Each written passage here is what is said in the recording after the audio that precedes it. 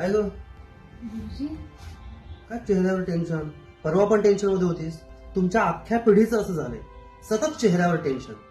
जॉबचा trace असतो, settle व्हायचंय, मोठा बंगला बांधायचाय, मोठी कार घ्यायची, फॉरेन टूर करायची, भरपूर काय करायचंय हो. खूप टेन्शन असतं. खरंच मोठा बंगला घ्यायचा आहे की लोकांना श्रीमंती दाखवायची आहे?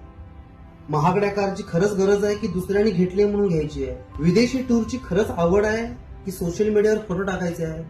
म्हणजे आपण सतत दुसऱ्यांना कॉपी करत असतो.